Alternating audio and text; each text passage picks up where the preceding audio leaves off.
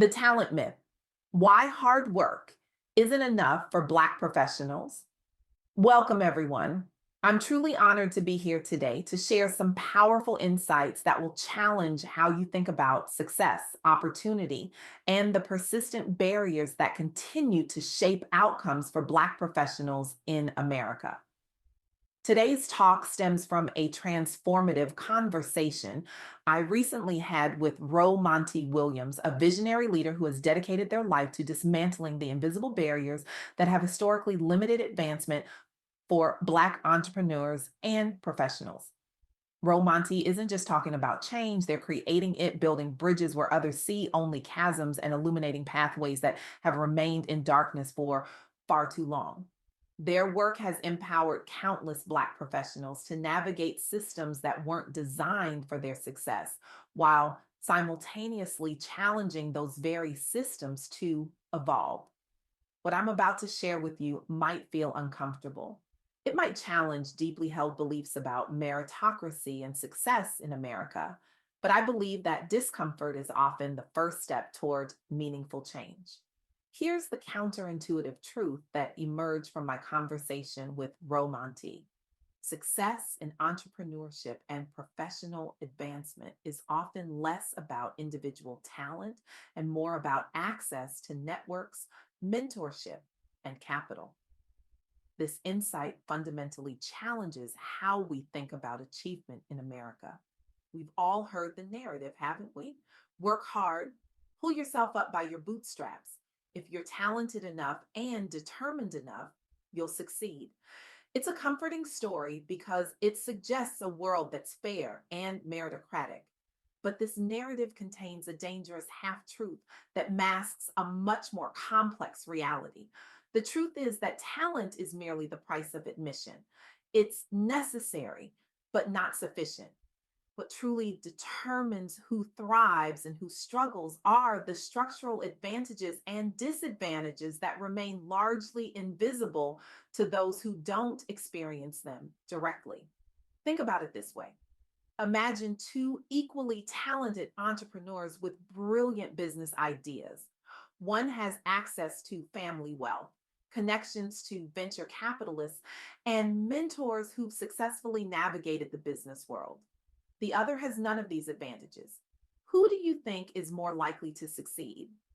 The answer is obvious, yet we continue to frame success primarily in terms of individual merit, as if we are all running the same race on the same track with the same starting line. This isn't just theoretical. The data tells a stark story. Black entrepreneurs receive less than 1% of venture capital funding. Black professionals remain underrepresented in leadership positions across industries. And this isn't because of a talent gap, it's because of an opportunity gap, an access gap, a network gap. During our conversation, Ro-Montee emphasized three key insights that I want to explore with you today.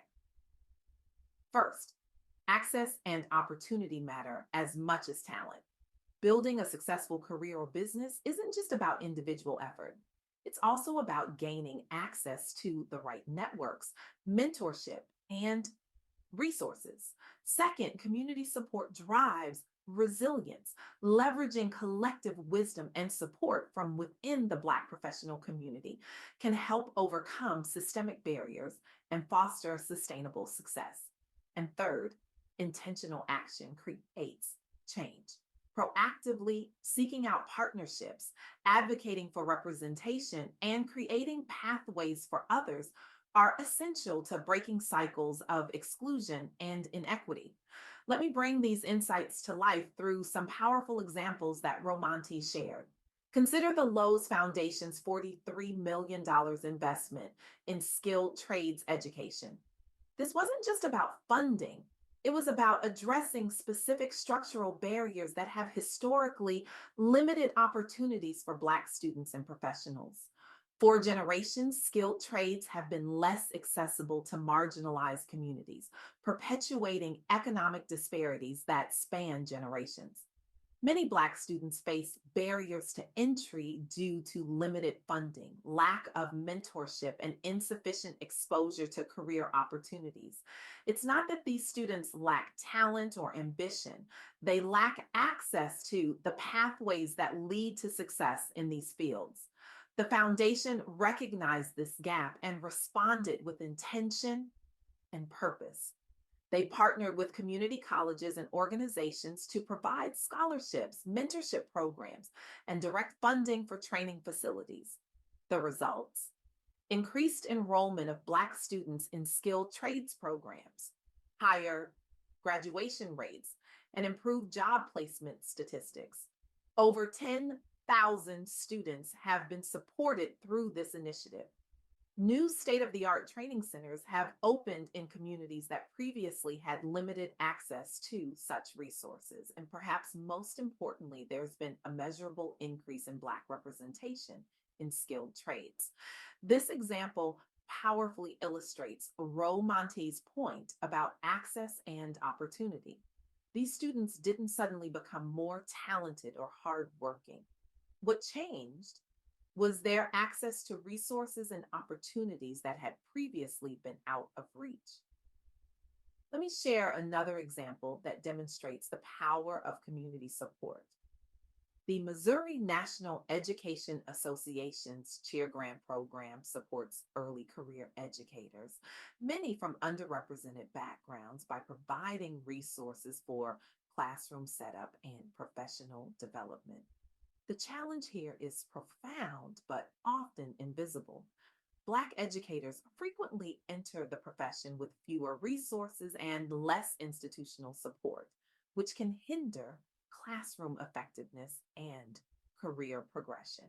It's not just about having supplies for your classroom, it's about having a support system that believes in you, mentors who understand your unique challenges, and a community that celebrates your contributions. The Cheer Grant addresses these challenges by offering financial and material support, mentorship from retired educators, and networking opportunities. It creates a community of support that helps Black educators overcome structural inequities and thrive in their profession. The outcomes have been remarkable. Improved retention rates among early career Black educators, enhanced classroom environments, and greater professional satisfaction. Hundreds of grants have been awarded, and the program has contributed to a more diverse and resilient teaching workforce, benefiting not just the educators themselves, but entire communities of students who now see themselves reflected in their teachers. The third example Ro-Montee shared was the Los Angeles County Fire Department's Lifeguard Medal of Valor ceremony. This might seem like a simple recognition event, but it addresses a profound challenge: underrepresentation and lack of recognition for Black professionals in emergency services have historically limited advancement and visibility. Likovdi recognized this issue and took intentional action. They implemented targeted recruitment, professional development, and public recognition initiatives. The results included increased diversity among honorees, higher morale, and a more inclusive workplace culture. Multiple Black professionals and allies have been recognized for valor and leadership, setting new standards for inclusion. This example illustrates Ro-Montee's third insight: intentional action creates change. By deliberately creating pathways for recognition and advancement, Lakupta has begun to transform its culture and practices. These stories reveal something profound about the nature of success and opportunity in America. The barriers facing Black professionals and entrepreneurs aren't primarily about individual shortcomings. They're about systems and structures that determine who gets opportunities and who doesn't. As Maya Angelou wisely said, do the best you can until you know better. Then, when you know better, do better. Now that we know better about these structural barriers, we have a responsibility to do better. This brings me to an important point that Ro-Montee emphasized in our conversation. Acknowledging these structural barriers isn't about making excuses or lowering standards. It's about being honest about the playing field so we can level it. It's about recognizing that talent is distributed equally, but opportunity is not. The good news is that we can change this. And that's where Ro-Montee's insights become particularly powerful. If access and opportunity matter as much as talent, then we need to be intentional about creating access and opportunity for those who have historically been excluded. This means mentoring programs, networking events, and funding initiatives specifically designed to reach underrepresented groups. If community support drives resilience, then we need to strengthen and amplify the communities that support Black professionals and entrepreneurs. This means investing in professional organizations, creating spaces for collaboration and mutual support, and celebrating the achievements of Black excellence. And if intentional action creates change, then each of us needs to ask ourselves, what am I doing to create access and opportunity for others? How am I using my position, whatever it may be, to open doors that might otherwise remain closed? As Shirley Chisholm, the first Black woman elected to Congress, once said, if they don't give you a seat at the table, bring a folding chair.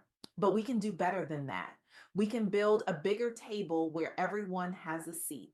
The stories Ro-Montee shared demonstrate that change is possible when we address the root causes of inequity. The Lowe's Foundation didn't just offer scholarships, they transformed entire systems of education and training.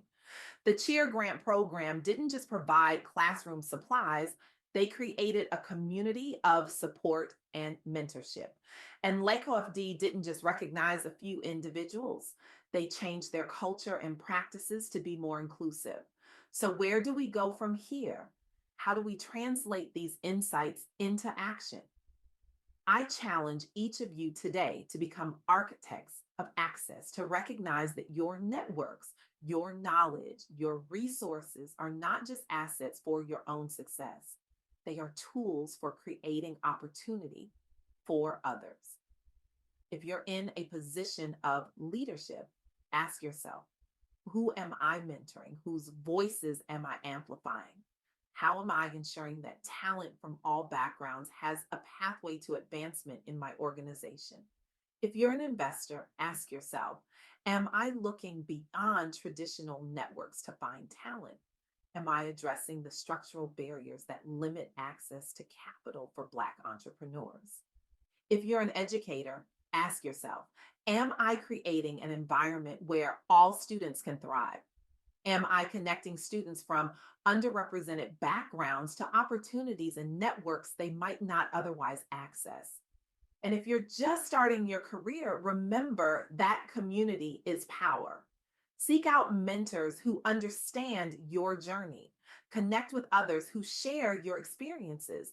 And as you advance, commit to bringing others along with you. The path to true equity isn't just about removing barriers. It's about building bridges. It's about creating systems where talent can truly rise regardless of background, where the playing field isn't just level but accessible to all. This is the vision that Ro-Montee Williams shared with me, a vision of a world where success is determined by talent and effort, not by access to networks and capital. A world where structural barriers have been dismantled and opportunity is truly equal. It's a vision worth fighting for. And it begins with each of us recognizing our power to create change, to open doors, to build bridges, and to transform systems. The question is not whether you have the power to make a difference. The question is, what will you do with that power? How will you use your position, your privilege, your access to create opportunity for others? Your answer to that question could change someone's life. It could help dismantle barriers that have stood for generations. It could help create a world where talent truly can rise regardless of background. The choice is yours. The time is now. The opportunity is before you. Thank you.